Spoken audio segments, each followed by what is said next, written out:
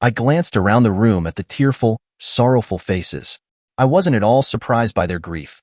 Troy had been an exceptional father, a successful businessman, a dedicated community supporter, and a loyal friend. As a husband, I couldn't have asked for anyone better. He fully embraced his role in the household, supporting my decision to be a stay-at-home mom and later my desire to dedicate time to church and volunteering. Troy had been a far more engaged father to our 3 children, Lila, Ethan, and Lisa, than most men, and it was evident in their successful lives since leaving the nest. Lila and Ethan had already moved out, and I was certain Lisa was on the verge of doing the same. I looked at my children, their faces filled with devastation, even Ethan, who was usually more composed. I was still in shock over the suddenness of Troy's passing, struggling to accept that the man I had loved completely for 32 years had left us. He had gone out for a round of golf on a bright, sunny Saturday morning and never returned. Grant, his lifelong friend and our family solicitor, had been the one to deliver the news. Troy had collapsed on the 4th tee, and although CPR had been performed, he had already passed away by the time the paramedics arrived. The official cause of death had yet to be released, but Grant believed Troy had died before hitting the ground. When Grant had tracked me down, I had my phone off, and by the time I arrived at the hospital, all 3 of our children were already there. That had only been 4 days ago, and we were all still in shock. Grant opened the folder in front of him, took a deep breath, and began to speak. "Thank you all for coming today to hear the will of the late David Brown, husband, father, and the best friend I ever had," Grant said, his voice cracking. Dark circles under his eyes revealed his own sorrow. His wife, Julie, who had been a friend of mine since she met Grant shortly after my wedding, was sitting in the office that day, clearly there to support him. I had seen her hug Grant before being led to the conference room, where our children were already seated. Grant continued, his tone becoming more professional as he composed himself. "I know this may seem unusual, but it was Troy's express wish to read the will before the funeral. However, I must point out that nothing can be finalized until the full probate period has passed." He began reading the will. I didn't need to pay much attention. Troy and I had always updated our wills together. The document started with specific instructions for who would receive certain items. Ethan, our only son, was to inherit Troy's medals from his service with the Army Corps of Engineers, his beloved sappers, as Troy called them. Lila, our eldest, was to receive his rock collection. I tuned out, glancing at the somber faces of my children. Lila, at 30, seemed to be taking it all in stride, though she and Troy had always been close. When I had entered the room, I had left her alone as she stared at the wall, tears in her eyes. I remembered many conversations between her and Troy about those rocks. Lila had started a promising career in science, but it had taken a backseat when she unexpectedly became pregnant by her boyfriend of about a year. Fortunately, her boyfriend turned out to be a good guy, doing the right thing and marrying her. They've now been happily married for 5 years and have 2 beautiful kids, perfect for Troy and me to spoil. Ethan, at 28, had followed in his father's footsteps, becoming an engineer by day and an Army reservist in his spare time. How long he'd continue with that, though, was uncertain, as his wife of 2 years was 8 months pregnant with their first child. With Troy as his hero, I'm sure if it's a boy, they'll name him David. It breaks my heart that Troy won't be around to spoil his first grandchild bearing his surname. I looked at Ethan, who was staring intently at Grant. I felt for him. He looked like he had aged 5 years in the 4 days since his father's passing. Skin sallow, eyes red-rimmed. And then there was Lisa, my oops baby. Troy and I had agreed 2 children were enough, but we hadn't taken the step to make sure it was permanent. Birth control pills had always messed with my hormones, so we relied on condoms, one of which must have failed, leading to Lisa's unexpected arrival 10 years after Ethan. Troy had gotten a vasectomy shortly after. Lisa had been helping Troy in his demolition business over the summer, still living at home but spending more time at her boyfriend's house. I knew it wouldn't be long before the house would be mine again. I began thinking about what I should do with the house. Either downsize from the 6-bedroom place or hire a housekeeper and gardener to help. As for the bank accounts and Troy's life insurance, I knew I'd be comfortable for the rest of my life. I half listened to Grant's voice as he went over the details of Troy's will, knowing it had been updated just 2 years ago. Troy had left his Mustang to Lisa and his old Jeep to Ethan, with the business to be turned over to a trust managed by the children, with each of them having equal voting rights. Ethan could manage the business if he chose, for a generous salary. That seemed fair. I knew nothing about business and wouldn't need the income. I tuned out again, my thoughts drifting as Grant continued with the business details. Fond memories of Troy and our life together were helping me cope with the shock of his loss. He had been remarkable, rising from the poor background he was born into and building assets from scratch, ensuring that we would want for nothing in our lives. Then, something caught my attention. Grant's words seemed off. "Sorry, what was that last part?" I asked. Grant, looking a bit annoyed, turned the page and began rereading the paragraph I had missed. "The house is to be sold, with all profits going into a trust to be administered by Grant Baker, to be used solely at his discretion for the education of my grandchildren, Lila Baker, Ethan Brown, and Lisa Brown. To this trust will be added the entire contents of my private bank accounts, with Grant Baker having my power of attorney to access those accounts. He is also authorized and directed to cancel all credit cards held in my name." My mind was spinning. This was nowhere near what I had expected. It was completely different from the will Troy and I had updated together just 2 years ago. Had Troy secretly changed his will without telling me? What was going on here? And what about the beneficiary nomination form we'd lodged with the insurance company? The entirety of my death benefit was to be paid to Ms. Margaret Williamson. Suddenly, I was on my feet, though I hadn't consciously decided to stand. My body was operating on autopilot. Bank accounts emptied, the house to be sold, the insurance payout going to my husband's personal assistant? I think I yelled something like, "What the hell?" A heavy silence filled the room, the tension palpable. I stared at Grant, whose disgusted expression made me recoil, avoiding his gaze. I turned to his right, locking eyes with his secretary, a woman I didn't recognize. She must have been new since I was last here. The contempt in her eyes was even more cutting than Grant's. I looked away from them both, and my gaze landed on my children. Lisa and Lila sat there, staring blankly at the table. Their postures mirrored each other. Heads bent, shoulders tight, hands clasped in laps, knuckles white. Ethan was the only one who wasn't avoiding me. He wasn't just looking at me. He was glaring, his anger so intense it made me wish he would just look at the table like the others. Then, an icy thought struck me. Could they have known? In my last moments of clarity, before emotions took over, logic provided the answer my wishful thinking had been suppressing. Troy had known. He had told Grant and amended the will. That explanation made sense of the cold reception I had received upon entering this room. Grant must have briefed the children before I arrived. Call me a coward if you like, but I couldn't stay. I turned and bolted from the room. Julie was still at the reception desk, talking on the phone. A rush of relief flooded through me. Oh, how I needed a friend right now. I walked around the desk toward her, just a couple of paces away when her words sliced through my mind, still overheated from the shock. "If you check your records, you'll see that his wife's cell phone was on a contract under his name. He is deceased now, but if you give me your fax number, I can send you the power of attorney my husband was given over all his affairs." I stood frozen, stunned, as she jotted down a number on her legal pad. She still hadn't acknowledged me, finishing her call and thanking the person on the other end before hanging up.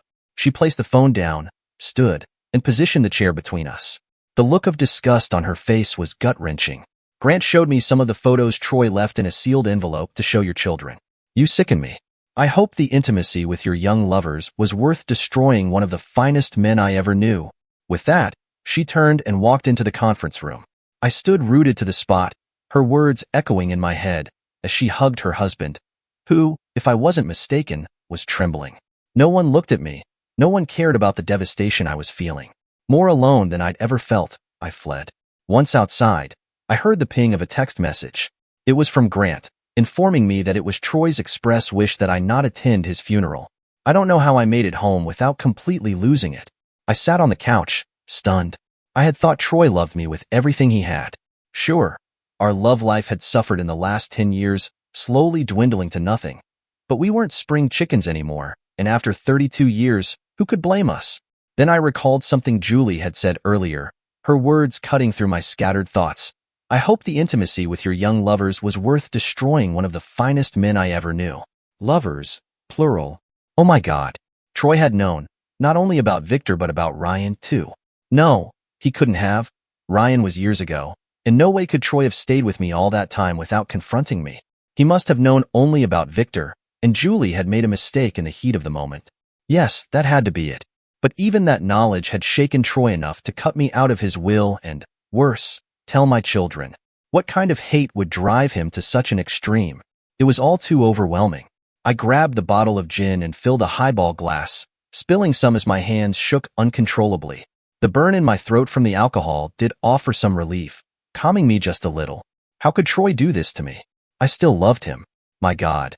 Did Troy know I still loved him? Was that part of the problem, that he thought I was going to leave him? Now that I thought about it, he had become colder over the last year or so, but I had been too caught up in everything to notice the signs. I realized I had subconsciously rationalized his emotional distance as embarrassment over his problems. Tears welled up again, threatening to spill, but I blinked them away. I needed to think. I wondered how Troy had managed to live with someone like me for the past year and a half. The pain in my chest was so physical I pressed my hands to my ribs, as if it might stop my soul from unraveling. The fear and pain Troy must have felt, thinking I didn't love him or, worse, that I was planning to leave him. How else could he have set out to destroy me like this? Wrong, Troy. I screamed into the empty room. I never loved you any less. It was just the intimacy with the others. I never meant to hurt you, and I would never have left you. I collapsed back onto the couch, devastated, haunted by the thought that Troy had died without knowing the truth. My mind briefly slipped into a numb fog, self-preservation kicking in. Brenda, are you in there? It was my sister Mary's voice, the sound of gravel crunching underfoot and her yelling through the open upstairs window that broke me from my hung-over slumber. I was fully clothed, lying on the master bed. Staggering to the window, I squinted out before heading downstairs to let her in through the back door. She and her husband had been on a cruise for the last 10 days, and as far as I knew, she hadn't heard about Troy. Brenda, are you all right? I heard about Troy, you poor thing. Why aren't you answering your phone? Her questions overwhelmed me as I stood there, reminded of my loss. Without saying a word, I let her in, wandered over to the charger, and tried my phone. It was dead. I sank into one of the kitchen chairs, tears spilling over as everything came crashing back. Mary sat beside me and took my hands in hers. Oh my God, how could they leave you like this? Hang on, I'll call Lisa. Why isn't she here?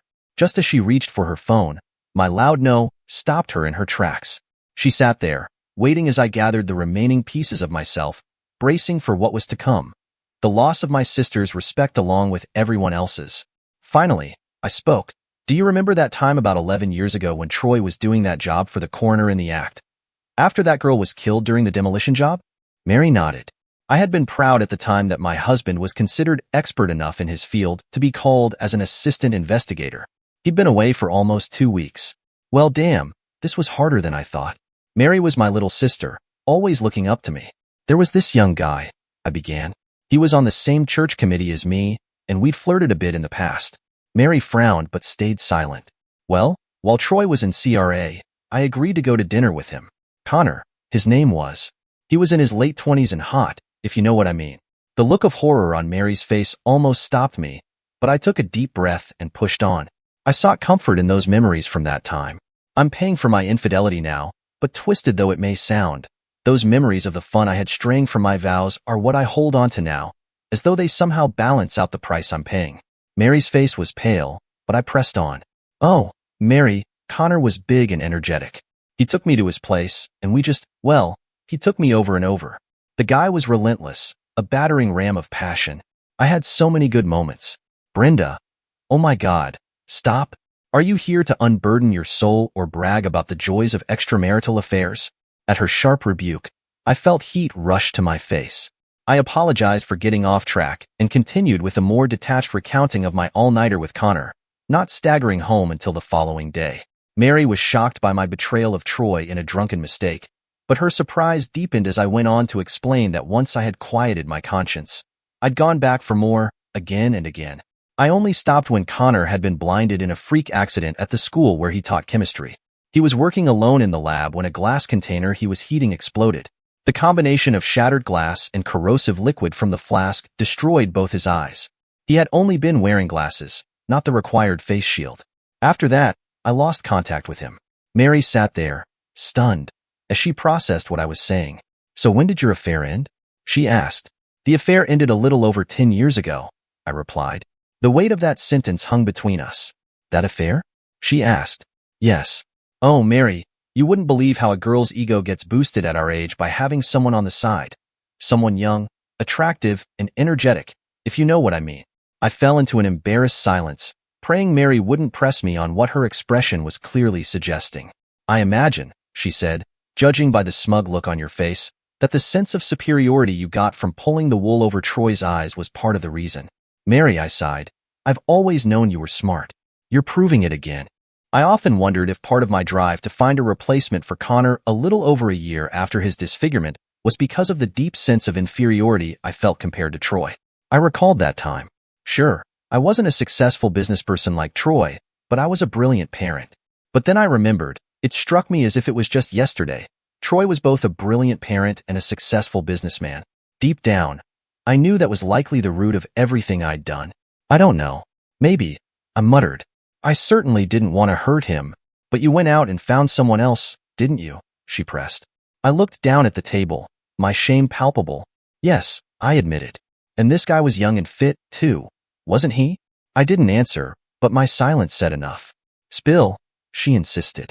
Well, Daniel wasn't entirely my fault, I began. Around this time, Troy started having issues in the performance department. I felt like I wasn't exciting him anymore, no matter what I did or how hard I tried. I was still in my prime, and that hurt. Cut the crappy self-justification, Brenda, Mary interrupted.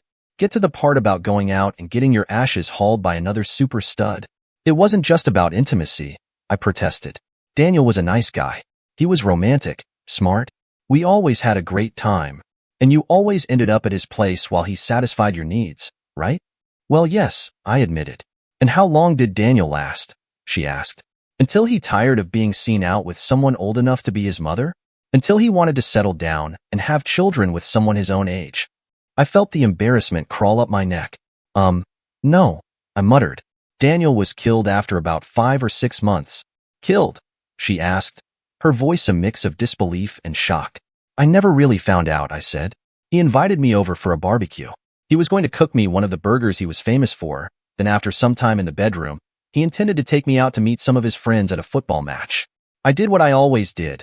I parked at the shopping center a couple of blocks away and walked to his place. But when I got there were firefighters everywhere, and his house was partially collapsed, fully on fire. I didn't know what to do. I went home. Daniel wasn't answering his phone, and the next day, I saw in the paper that the homeowner had been killed. I went back 2 days later and spoke to a neighbor.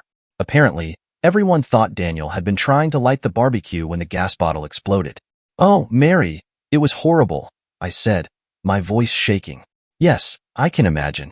Having a friend killed must be traumatic, Mary replied.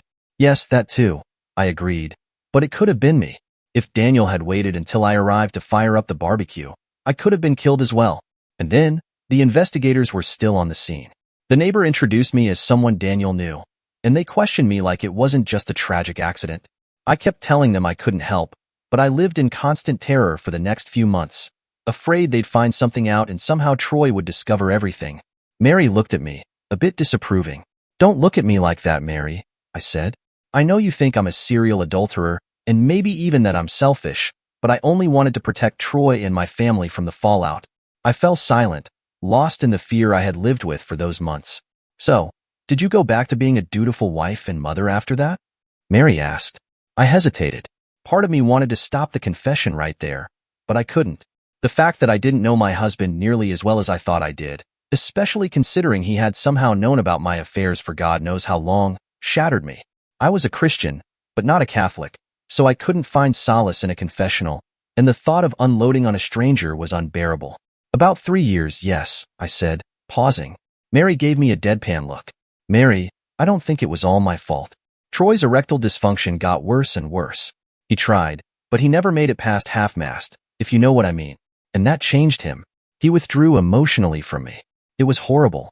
I bought lingerie, tried talking dirty, but nothing worked. He started staying late at the business, working weekends. He was still great with the kids, but it felt like being with me embarrassed him or something. I paused, taking a deep breath. And then there was all the pleasure I was missing out on, especially in the bedroom. All those young, well-built men seemed to have a hold on me, so I went out and found a replacement for Daniel. His name was Jerome. He looked like a real stud, muscles on top of muscles, but I have to say, he was a little disappointing. He'd done steroids at one point, and I think that shrank his well, you know. It only lasted 6 weeks or so, and I was planning to break up with him, but before I could, he disappeared. Disappeared? Mary asked. Yes, I said. I went to his house one day, and it was empty. packed up and gone. Between you and me, I thought he had some genuine feelings for me. He could have at least called to say goodbye, but no, he just left without a word. I haven't heard from him since. I paused again, letting the words settle. After that, I hooked up with Ryan, I said. He was the best of them in bed, though. He couldn't really make love to a woman, if you know what I mean. He just took me whenever he wanted to. Oh, Mary, you wouldn't believe how good that made me feel. It was like being back in high school. Mary gave me another look of disgust, prompting me to skip some of the details. Ryan was a bad boy, or at least, he tried to appear that way. He said he ran with tough men in Melbourne. I thought he was full of lies until, well, he started getting more demanding. He said my insistence on keeping things private was cramping his style and insisted we go out in public with his friends. I only went once, to a bar on the other side of town, but I spent the entire time terrified someone I knew would see me. Plus, he started pushing for us to stop using protection. I didn't want to risk my health like that, especially knowing Ryan had other women on the side. I tried to break it off, but I just couldn't. I had grown addicted to the intimacy. I think I called him a week or so later, and he must have missed me as much as I missed him because he agreed to let me come over to his place the following Friday. So, how long did good old Ryan keep rocking your world after that? Mary asked, her tone dripping with sarcasm. Let me guess. When you showed up at his place on Friday, all his buddies were there waiting for you? My dejected expression seemed to soften Mary's sarcasm slightly. I painfully remembered that time. No, I said quietly. I never went to his place that Friday. His sister, who I had become friends with, called me the night before and asked if I'd seen the news. I hadn't. Turns out, Ryan had been killed in a car bombing. He really was mixed up with the wrong crowd. There was a turf war going on with local drug dealers. The news shook me to my core. It could have been me. Mary watched me, her eyes taking in the tears that had begun to fall. She didn't reach out to hug me, and I couldn't blame her. Even I wasn't sure if the tears were for my former lover or for the fear I still carried from that time, 4.5 years ago. Was he the last? Mary asked. Now came the hardest part, the confession I hadn't yet found the courage to fully face. Now Mary would know that, while my husband was receiving CPR on a golf course, I had been in bed at a seedy motel with my latest lover, happily wrapped up in the moment. My phone had been safely tucked away in my car, parked at a shopping center, which is why I was one of the last to know I had become a widow. No, Mary. Sadly, Ryan wasn't the last, I said, my voice breaking. God, this is hard. I was faithful for over 2 years this time. Then I met a new guy, someone from the church committee. Victor, not Victor Smith? Mary asked. I froze, realizing she knew him. The fact that she was familiar with him made this so much worse. Yes, Victor. He was married, with 2 little kids, I continued. I tried to break things off with him, but he started getting clingy. He said we were meant to be together, and that he would leave his wife for me. I was starting to worry he might tell Troy, just to break us up. I've been lying awake the past few nights, wondering if he called or emailed Troy. Someone told me that, just before Troy passed, he received a call. What if it was Victor? What if that's what triggered his heart attack? I gathered the courage to look at Mary's face. Her color had drained, and her mouth was moving, but no sound came out. Wait, you don't know, do you? I asked, confused. No, what? She whispered. Victor's dead. Mary, I said, my voice trembling. He died the day before Troy. Someone sent his wife a letter telling her about the affair, and she kicked him out. He went straight to the garden shed and set himself on fire with a can of petrol. I was stunned by the news. I had been so isolated in my grief after Troy's death, drinking heavily since the reading of the will, that I hadn't heard the local gossip. It seemed that no one wanted to burden me with the bad news. I glanced at Mary again. Her face had become even paler, tinged with green. He knew, she whispered, shaking her head.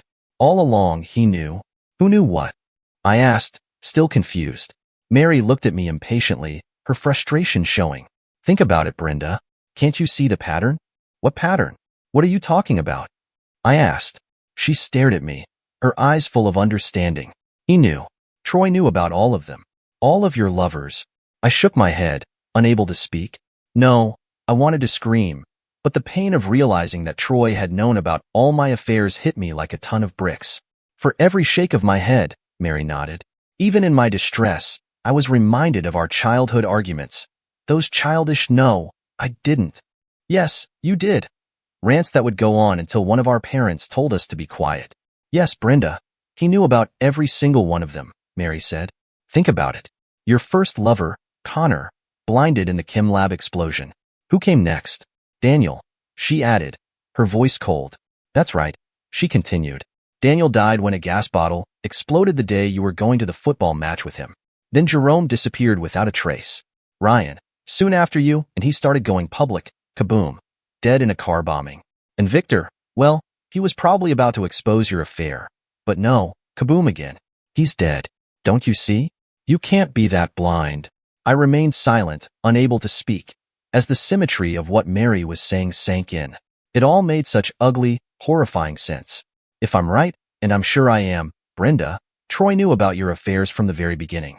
He'd either faked his problems in the bedroom to avoid sleeping with your cheating self, or he really did have trouble with it. But he kept an eye on you and your lovers, and when there was a chance your affairs would be exposed, he took action. I shook my head, trying to reject the awful truth. But he would have confronted me, I said weakly, still clinging to some delusion. Confront you? And risk breaking up his family? You know better than anyone that family was the most important thing to him. No. He would have waited until Lisa was out of the house before making a move like that. The pieces of the puzzle fit so perfectly that I knew, deep down, they were the truth, no matter how unpalatable. The man I had believed loved me completely had been setting up to ambush me the entire time, waiting for our nest to empty. It was the most devastating realization I'd ever had. I barely noticed Mary standing, but when she spoke from behind me, her words startled me. I'm going now, Brenda, she said, her voice colder than I'd ever heard it. I know you need me, but honestly, you disgust me. I never would have believed this about you if I hadn't heard it from your own mouth. Besides, I have to cook Pete's dinner. With those condemning words, she left. I have no memory of what happened next, only that I was jolted awake later, finding it dark outside. The quiet noises from the bathroom pulled me toward it. I entered, and there she was, holding a clear plastic bag with Troy's hairbrush inside. What the hell? I whispered. Honey, you scared me. Why do you want that? She glared at me with a venomous expression, and I took a step back, confused and hurt by her look. What? I asked, trying to understand. When I was about 8, Dad took a DNA swab from me, Lisa said, her voice sharp. He said it was to check for genetic weaknesses.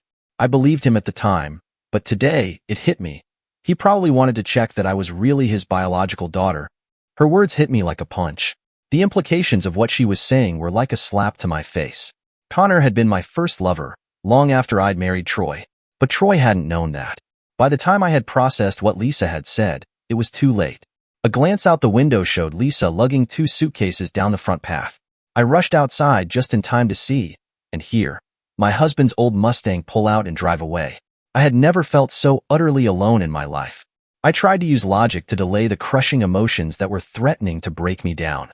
I replayed everything Mary had said, desperate to hold onto the hope that Troy couldn't have known for all those years. The only evidence supporting my wish was my belief that he was too honest and open to hide his knowledge from me. The Troy I thought I knew couldn't have faked that much love. A nagging memory surfaced, just the day before the reading of the will. I had been going through Troy's closet, searching for a suit for the funeral home, but I thought he had more clothes than this. Jumping up from the couch, I rushed upstairs to the master bedroom and flung open the closet doors again.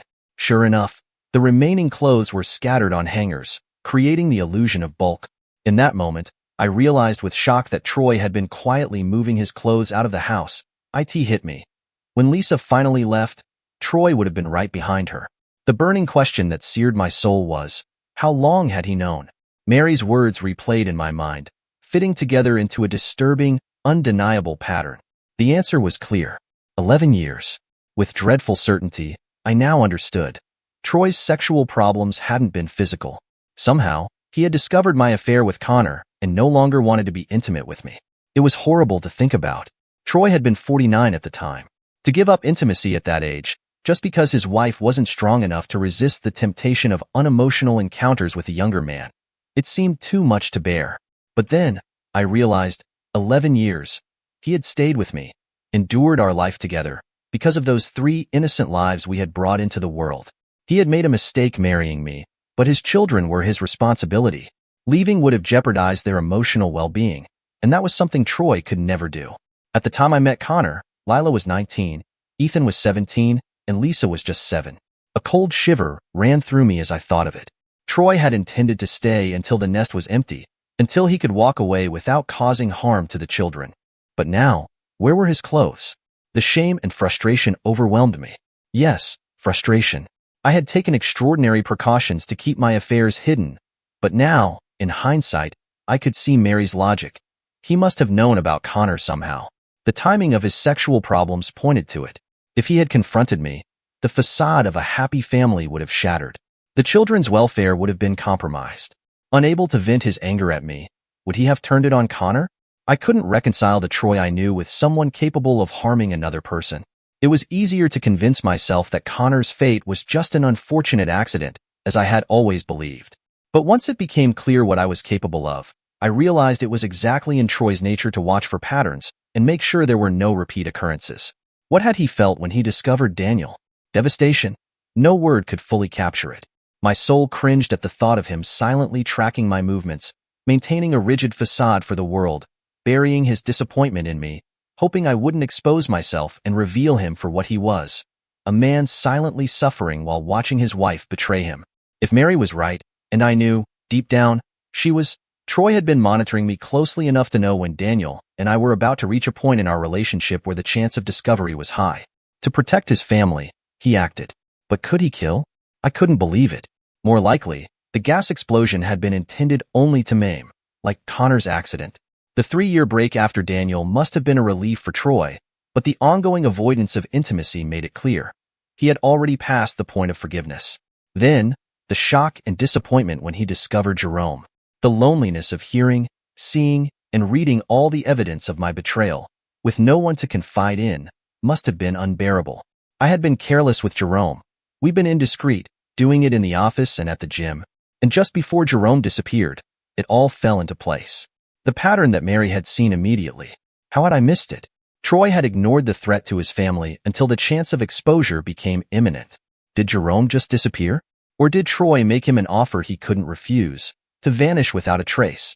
I wondered what Troy must have thought when Ryan came into the picture with such sudden urgency. Had Troy been present in the bar the night I went out with Ryan publicly for the first time? Was he sweating with the fear of exposure? Was I the only one nervously scanning the bar, watching for familiar faces, for lingering stares? If only Troy had known my resolve to never go out publicly with Ryan again, or to insist on protection. Maybe, just maybe, I could have spared his soul from the tarnish of murder for the second or third time. The 3-year break between Ryan and Victor must have been a relief for Troy. Did he hold on to the hope that he could make it to an empty nest and escape without another casualty? By that time, did he have someone to share in the decision of whether Lisa was old enough to remain emotionally unscarred if he revealed my shame and tore the family apart? I knew Victor well enough to be certain he wouldn't have felt guilty enough about the destruction of his family to take his own life, as they claimed he did. The agonizing moments he spent before walking into the shed and Troy's trap were too painful to imagine. For once, I wished and prayed there was no afterlife. Troy deserved a long, happy one. But after everything I had put him through, the logic and theories made too much sense. After 3 large glasses of gin, the only thing that didn't quiet my mind were thoughts of Troy's loneliness throughout it all. My frustration grew as I realized I would never know when he first saw through my act. How exactly had he figured it out? And when had he started lying when he said, "I love you"? The bottle of gin was empty, and as my shame twisted into a terrible conscience, I came to a painful realization. I was the one who killed or maimed those men, not Troy. Troy had only been the instrument. If I had been strong enough to keep my legs together, or at the very least discreet about my affairs, every one of my ex-lovers would still be alive or whole today. Gutted, I finished the gin and reached for the bourbon. 3 days later, still drunk, Ethan called to remind me not to attend his father's funeral. I sensed he was the one who'd drawn the short straw. After telling me this without emotion, he hung up. A glutton for punishment, I went out to the front step to grab 3 days' worth of newspapers. There it was, Troy Brown's funeral at 3 p.m. today, open to all, but the burial was private. I may not have been sober enough to drive, but I did it anyway, not wanting to cause a scene. I stayed far from the graveside and watched from a distance. I couldn't miss the opportunity to feel Troy's spirit and offer my apology, to ask how he discovered my affair with Connor. A bottle of something sweet and sticky kept me warm as I watched Marge, Troy's longtime PA, playing the grieving widow. It hurt like hell, especially when I saw my 3 children comforting her. I realized they knew there was more between her and Troy than anyone let on. The woman dramatically sank to her knees as the coffin was lowered, and Ethan helped her up, supporting her as the last to leave the graveside. I shivered and moved closer, ready to say my goodbyes. Just as I closed my eyes, hoping to sense Troy's spirit, I heard an awful scream behind me. I turned to see Margaret charging at me, her fingers clawing at the air. I stepped back as she was subdued and led away by Ethan and Lisa. Lila lingered behind, about to leave without saying anything when I spoke up. "What's that woman complaining about? She's got millions of my dollars from Troy's life insurance. That woman kept my father alive in his last years." Lila gave me a hard look. "You can't be this stupid, can you? She blames you for taking the love of her life away. She only admitted to Dad a few years ago that she had feelings for him. Their relationship was platonic until you started cheating with that Victor guy. She says it took ages before he was willing to be with her, and she believes you destroyed his sexual confidence. She said he had real performance problems with her. She only found out after he died that he had bought black market Viagra, and she's convinced that caused his heart attack." With that, Lila turned and quickly caught up with the rest of the family. I thought about chasing after her, about telling her what I suspected about her father not being the saint she thought he was, but I couldn't bring myself to do it. Everything Troy became was a result of my actions. I couldn't ruin his children's memories of him. It was all my fault. Much later, I couldn't stop thinking about Lila's revelations. Viagra. I recalled some of the things I'd done with my various lovers and imagined Troy watching them on video. The memories of what I did with Victor to keep him interested in my aging body played like a movie in my mind. Without a doubt, these actions would have completely shattered any husband's sexual confidence. This just kept getting worse. Not only had I destroyed Troy's confidence in me and forced him to live a lie for 11 years, but I had essentially denied him a love life for all those years. Now, to learn that I had left him with real performance issues that contributed to his death, it was almost too much to bear. Damn it. My bottle was empty, and I needed to get drunk again. The next 2 weeks were a blur. I used up all the cash stashed around the house to buy alcohol, and ate mostly tinned food when I bothered to check the pantry. When I checked the mail, it was filled with final demands from various utility companies. One day, a bailiff knocked on the door to serve me with an eviction notice. I left a message with Grant, begging him to let me stay, but he never returned my call, and the process kept moving forward. Calls to my children went unanswered. Was I really such a bad mother that they had abandoned me over a private matter between myself and their father? Then I remembered the enormity of my crime and the harm it had done to a good man. I realized I'd be lucky if my children ever spoke to me again. I was hungover the morning of the eviction when a smug man in a cheap suit told me I had a limited amount of time to pack. Finally, I was escorted to the front step and told a taxi had been ordered to take me anywhere within an hour's drive. I stood there for a while in a daze until Grant approached and handed me an envelope, making it clear that he didn't agree with its contents. I ripped it open, and out fell a legal document and a typed page. The page stated that Troy had left provisions for me, a small one-bedroom unit and a modest allowance to ensure I wouldn't starve. Oh, Troy, a good man to the very end. I looked at the legal document, which was a title deed, and then threw the papers down, searching the envelope for some kind of letter. Something from Troy where he could express his anger over my betrayal, something revealing how he found out about my affair with Connor, something where he might forgive me for everything. But the envelope was empty. Just then, the taxi arrived and honked. I picked up the discarded documents and looked at them again, finally understanding what they meant. The absence of a letter spoke volumes. Troy couldn't be bothered to write to me. I had been discarded. I was irrelevant. I was just a detail. I didn't even think he made provisions for me out of any sense of duty or responsibility. I think he just wanted to ensure my survival, so I could suffer longer, to experience what it felt like to lose everything of value and be left with the choice of either giving up or trying to rebuild a life. He wanted me to reflect on how I had wrecked our marriage and destroyed the best man I'd ever known. Years have passed since that day, and now, I find myself in a place I never thought I'd end up, a dilapidated trailer park on the outskirts of town. The once pristine dreams I had of a better life are long gone, replaced by the stench of stale regret and the constant hum of the neighbor's broken-down car. I can still feel the weight of Troy's absence, like a permanent scar etched into my soul, but it's become something I don't dwell on anymore. There's no more space for that kind of grief in this pitiful existence. I turned to selling myself, when the bills piled up too high and the hunger gnawed too loudly. At first, it was just to pay for alcohol.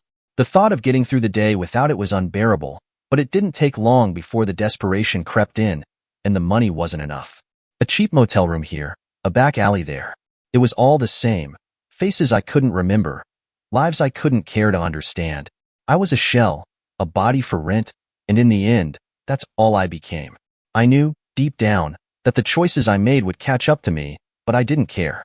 How could I? How could I when every time I looked in the mirror, I only saw the wreckage of everything I had destroyed? It was easier to numb it, easier to surrender to the darkness.